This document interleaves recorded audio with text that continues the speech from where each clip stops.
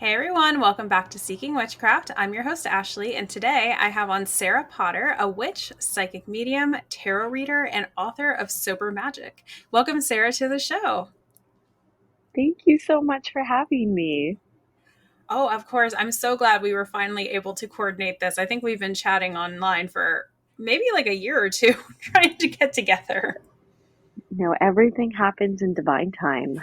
Absolutely. Well, Sarah is here today to tell us all about her new book, Sober Magic. But before we get into that, Sarah, do you mind telling the listeners a little bit about yourself? I'd love to.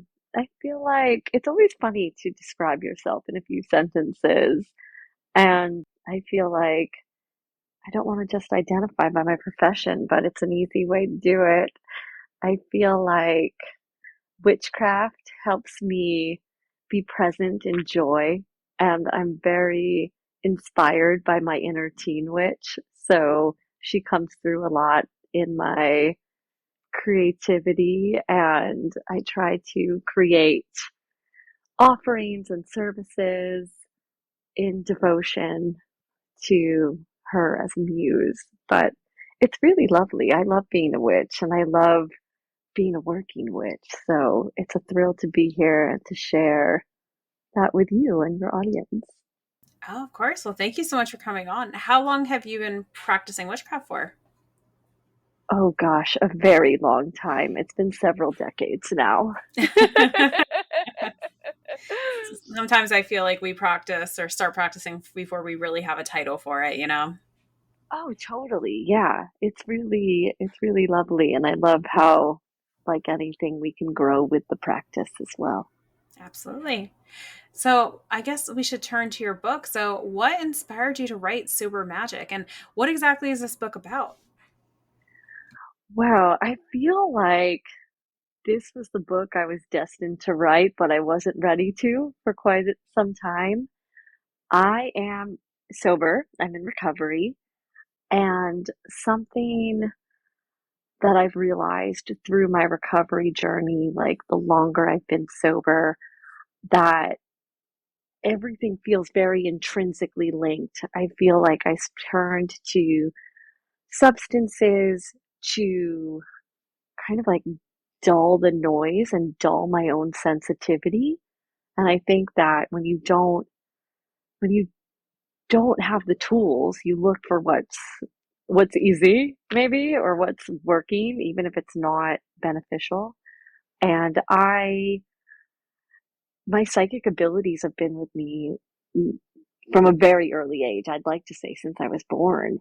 And that's a lot. That's a lot to deal with. And I think being sensitive is wonderful. And now I really do see it as a blessing and a gift, but I did not when I was younger.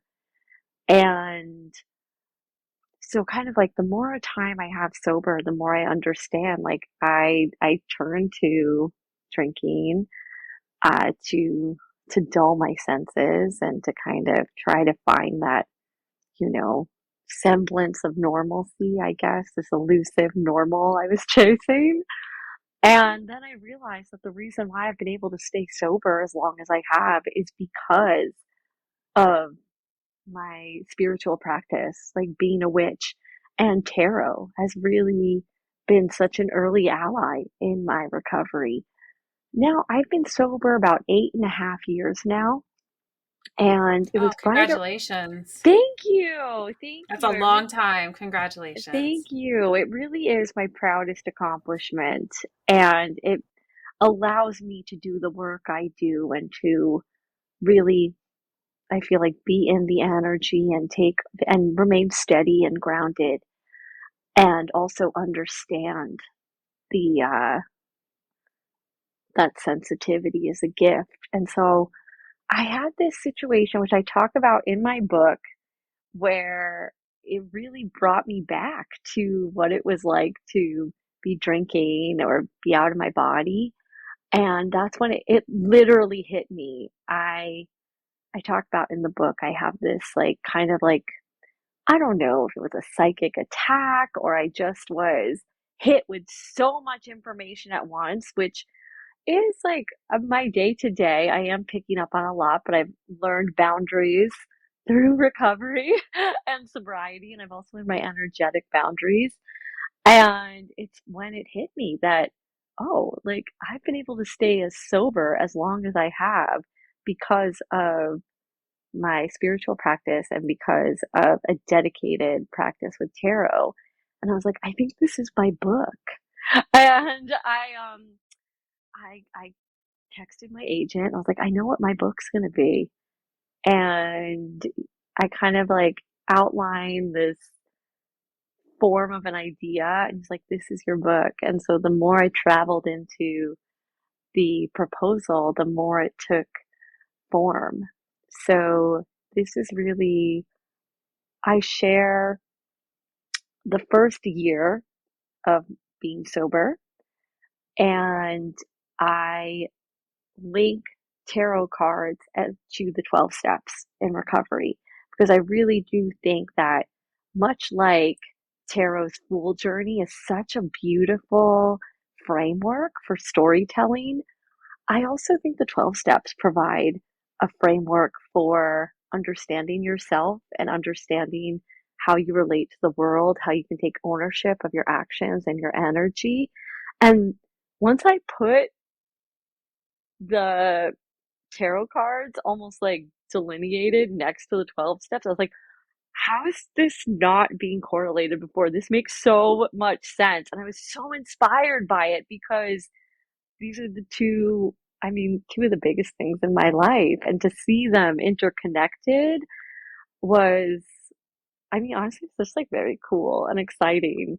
And I share rituals that I did during that first year of sobriety, but I also expanded upon them because when I was writing this book, it was like I had like 6, 7, 8 years of recovery. And so you just understand it more. And so uh, that is what the basis of my book is. Oh my gosh, what an awesome explanation. I have so many follow-up questions. Woo! Oh, that's good because sometimes, when you're so in it, sometimes I'm like, oh my, is this making sense? Oh Like, no, it is. So, I guess one of the questions I have, do listener or do readers need to have an understanding of tarot to read the book and understand it, or is it broken down as they go through it? you don't need to have any prior experience with tarot or even witchcraft to pick up this book. I want people to feel invited and included, to be curious. And so I talk about every card in the tarot deck, and I do kind of use the lens of sobriety. And really, my goal with this book is for it to be for anyone who feels like they feel a lot. If you feel sensitive, I want this book to be a resource for you.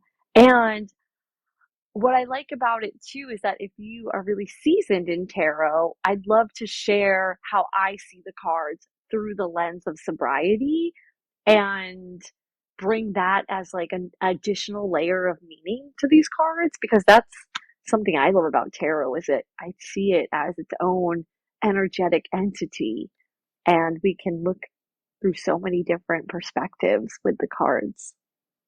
So I know you referenced the 12-step program, and I have heard that 12-step can be a little Christian. Um, I don't know if you agree with that. I haven't personally gone through the 12-step program, but so I guess my question is kind of twofold. If you agree with that, would you say that this book kind of puts like an esoteric spin on that with involving the tarot? Yes, absolutely. And, I remember when I was new in recovery, and this is also not my first time getting sober. It took a couple tries to get here. And something that I always found as an obstacle was it didn't feel like it was for me because of this Christian lens.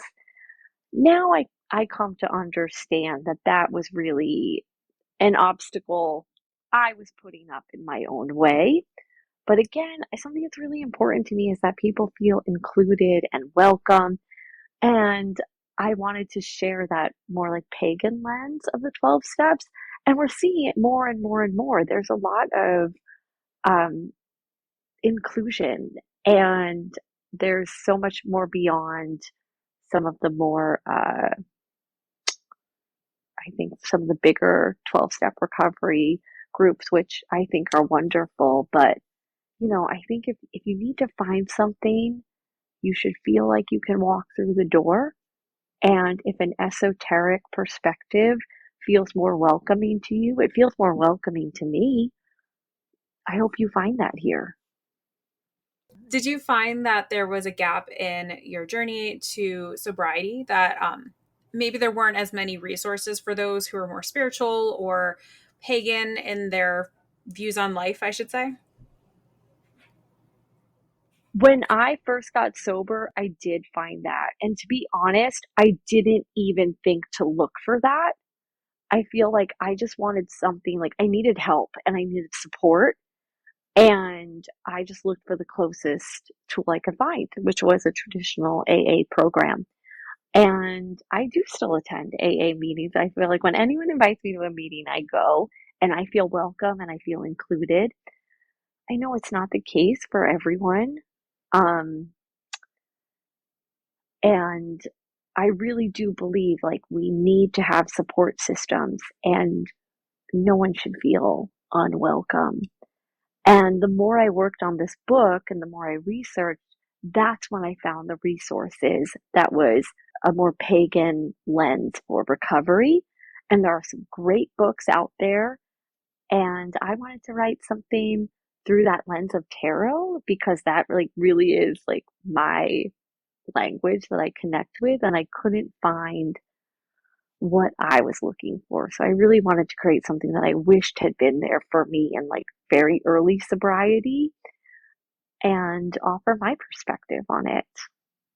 Oh, I think that's such an incredible reason. And I think the fact that a book like this is existing is amazing. I mean, alcohol and other substances are so normalized in society.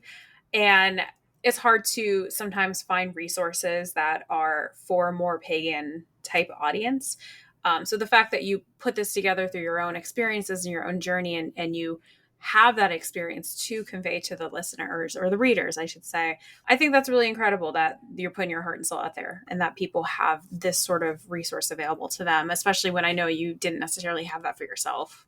Oh, thank you. It's only through recovery and sobriety that I think I could get to this level of vulnerability because so many emotions come with sharing this story. I'm not gonna lie, there is some fear, but I'm also really excited too.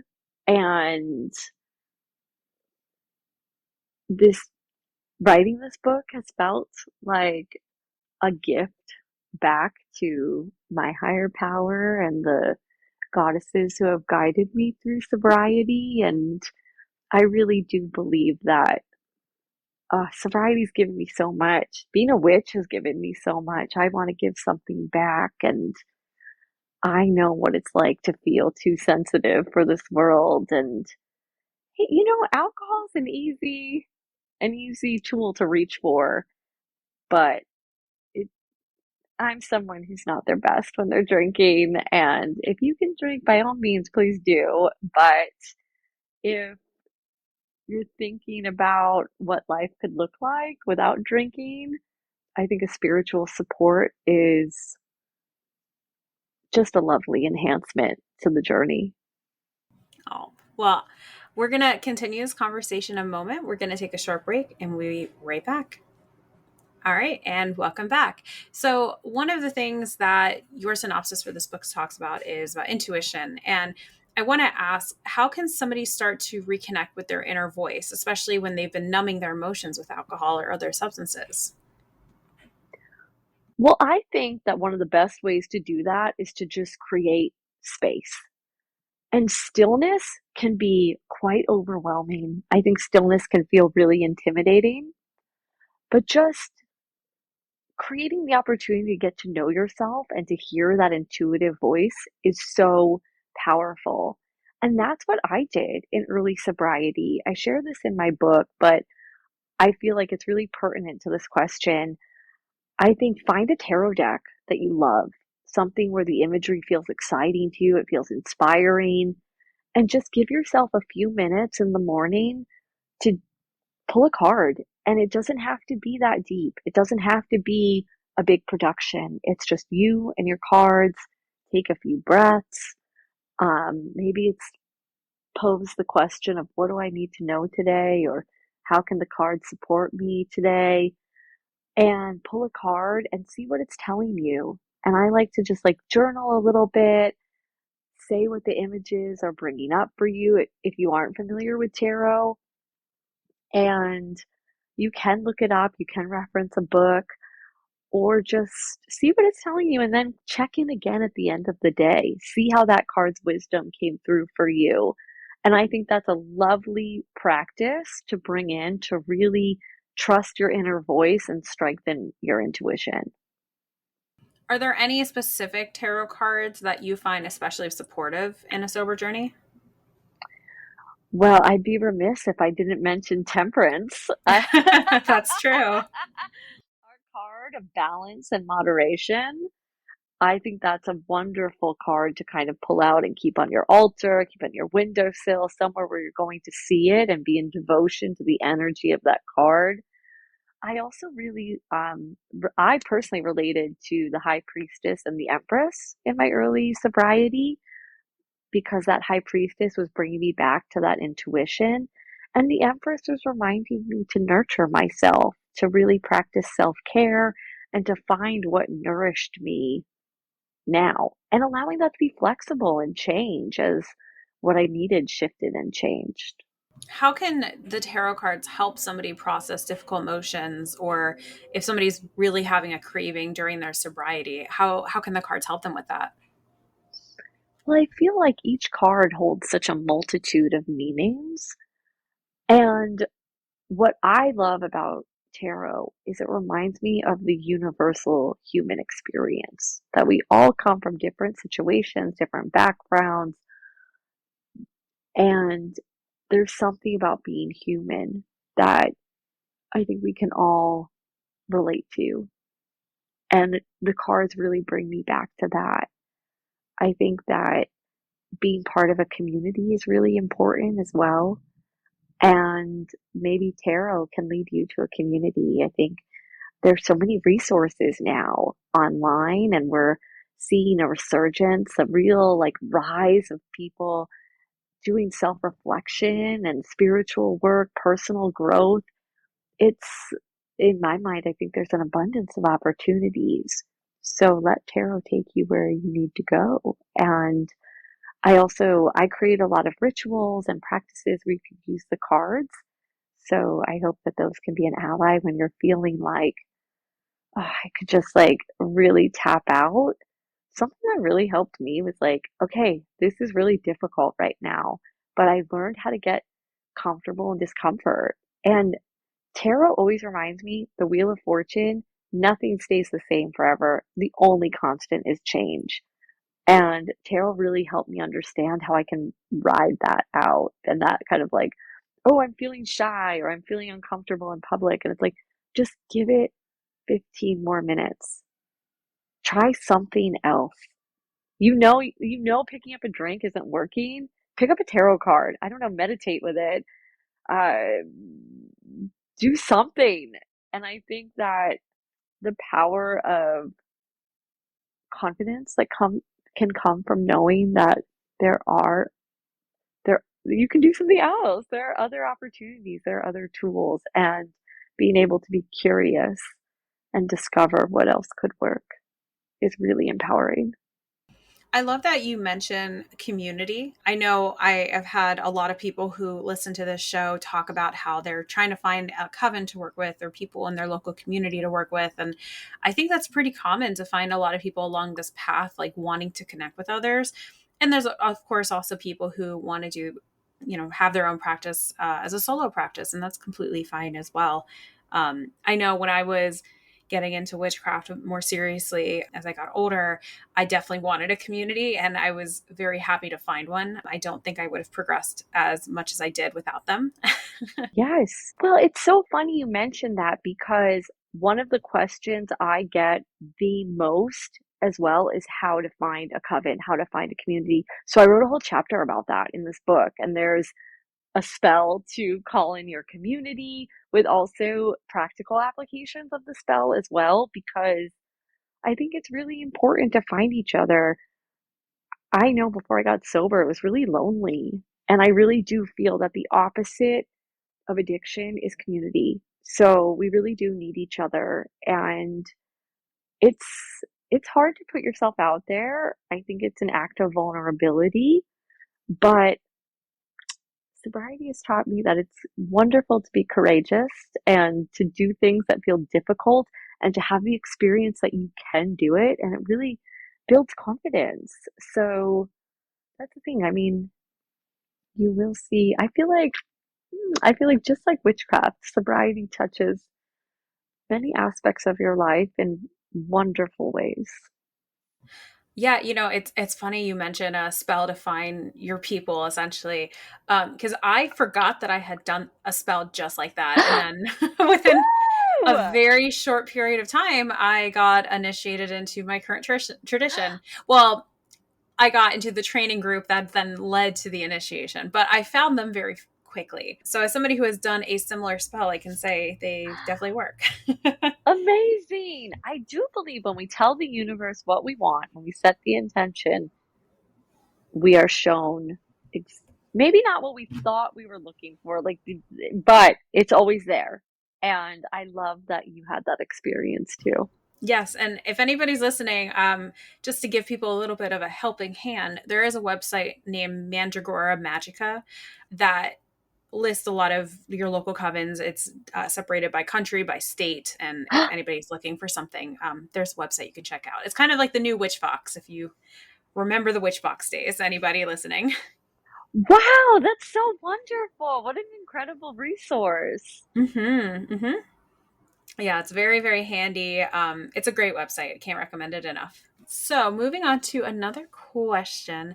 How do you navigate social situations where alcohol is present or any substance for anybody listening may be present while trying to stay true to your magical and sober path? It's so funny, and believe it or not, and a few years ago, I wouldn't believe what I'm about to say, but I don't really even notice it anymore. And what I think is so lovely is, I mean, I don't feel like I'm missing out on anything. I'm having more fun than ever before. I know what it is that I like and what I don't like. I know what my own personal limitations are now and what I'm kind of like able to put up with, maybe is the right way to say it. But I really don't notice it anymore, but what I can tell you is that there are so many lovely mocktail options now. So when I do find myself at a bar or a concert venue or even a party, there's so many options to choose from. You can feel really celebratory without alcohol, and it's really lovely. I mean, so many companies send me like spirit-free beverages, so I've tried a lot of them, but also, like, I really enjoy I just enjoy, like, sparkling water. It's really lovely, and so many places also even serve herbal tea at night, and I'm quite happy with that, and I think it's really more about mm, sobriety's taught me that I can be fully present. So, I don't find myself in situations where I need to dull my senses or kind of energetically leave the room, if you know what I mean. Oh, yeah. And it's. I I love waking up feeling good. I really do. And I love being fully present. And I love having the full experience. Like if I'm going to see my friend's band play, I want to remember the concert. I want to remember all of the good times I'm having with my friends. And what I think is so lovely about the longer I'm sober, like the more wonderful experiences I have. And of course, like, when you get sober, not all of your problems go away, but you do learn. I feel like with the 12 steps, you learn how to handle them. And I really learned my own capability. And I don't know, I'm having so much fun. I want to. I want to experience it fully. So I don't feel like I'm ever in a situation where it's like, oh, this would be so much better if I had a drink. If something's gonna be so much better if I had a drink, I'm not there. I gotta say, I love a good mocktail, but I wish these bars would stop charging alcohol prices for a mocktail. Oh, that is frustrating. That definitely is frustrating. And I like to think there's a lot of artistry there. I always love the kind of herbal infusions and the botanicals, but gosh, everything is so expensive now. Yes, it is. Yeah, I was gonna say I have been unintentionally sober the last couple months. I had my gallbladder taken out over the summer now, and Oh my. a little bit leading up to that surgery through now. I'm still recovering from the procedure, but I just cut out alcohol for quite a bit. And I gotta say, I was only a social drinker. I only really drank if like my coven was over, or if we like went to a festival or something. I never like really drink much outside of that. But I gotta say, I loved hanging out with friends and having no hangover the next day. It was fantastic. Right? Isn't it lovely? It's I such a mean, nice feeling. well, I don't know, there's something, I grew up like very into like punk music and very DIY. And there's something, I was such a night owl, especially when I was drinking, but there's something that I feel like is so subversive about being an early bird now. And like, I just love getting up early. I love watching the sunrise. It's just, and it makes me feel like, wow, like I get to choose to do this. And I, I love a late night every once in a while still. Like, I love staying out really late at the Chelsea Hotel and people watching, and they have excellent mocktails. But I don't know what it is. There's like this inner like punk spark of like so subversive of me to be getting up so early and enjoying it. I understand. So, I also wanted to ask for those who are already in sobriety, how can they use their book to deepen their magical practice? What I love about both tarot and the 12 steps is that you can begin again. Like there's new layers to uncover. And, I really enjoy hearing about other people's practices. I enjoy hearing what works for them, what they like, what they're drawn to.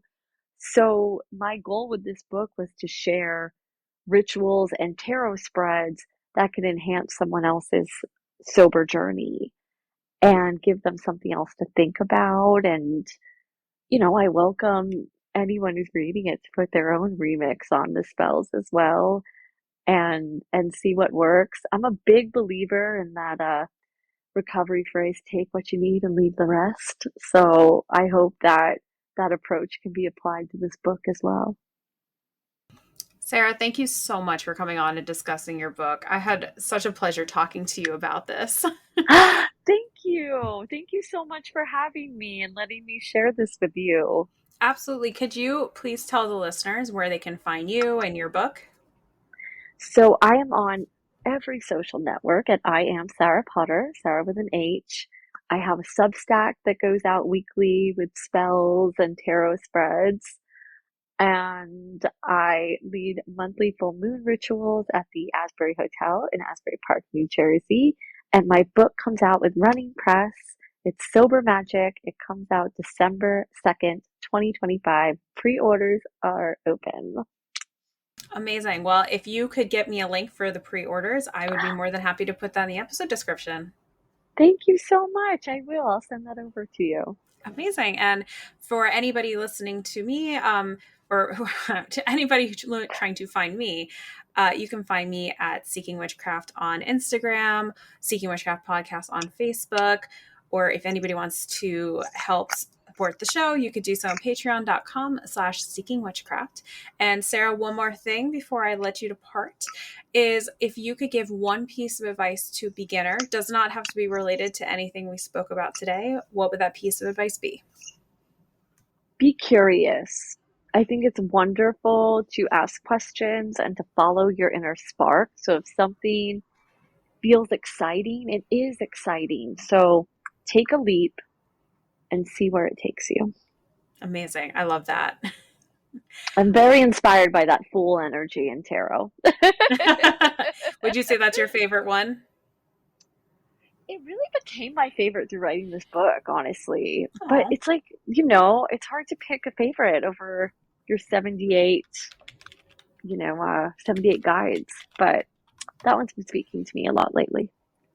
have you ever seen the movie Now You See Me? Oh my gosh, that is secretly one of my absolute favorite movies. Have you seen the second one? Of course I have. Do you remember the little snippet at the end of that movie about the fool and the tarot? I was thrilled. That is so funny. That is truly like one of my secrets that I reveal when people are very close to me, but I felt very comfortable revealing it here. Oh, I honestly I love those movies. I saw the second one in theaters. I really, if anybody's listening who has not seen the movie, it's a good movie. I like it. Um, Yes, but go for the see it. Yes, but for those who are wondering what I'm talking about, there's a line in the second movie, and I just pulled up, so I'm gonna say what the quote is. And the quote is, "Do you know why the Fool is the most powerful card in the tarot? Not because the person who draws him is a fool. He's a fool because he's a clean slate, and therefore you can become anything." So the Fool is a great card to get in the tarot. It really is. And I love magic. Like, obviously, I love witchcraft, but like magicians, I think it's so thrilling. And that movie, if you haven't seen it, you must go see it, like right now. Oh yeah, it's a little CGI heavy, especially in the second one, but honestly, I really enjoyed it. I really did too. I can't wait for the third one. There's a third one coming out. Oh yeah, it comes out in November. What? Thrilled. I think do you want to come up here? We should go see it together. Yes, I will. I will hop on the train. I'm so excited that there's Amazing. a third one coming out. I I did not know know. that. Oh It's my gosh, always there's good a to have. trailer. Oh, I'm gonna have Oh to watch this. yeah. Oh yeah. It's always good to have something to look forward to, and I cannot wait for the, the third. Now you see me. Oh my gosh. Yeah, it's such like a campy movie, and I love it. I don't know. I really love this movie a lot. It is. I think I'm gonna watch it again tonight, and I just did a rewatch last month, but it's it's so good. Well, anybody listening, go watch Now You See Me, and also pre-order Sarah Potter's book, Sober Magic. Thank you so much for having me. Of course, and thank you everybody for listening, and I'll chat with you very soon. Bye. Bye.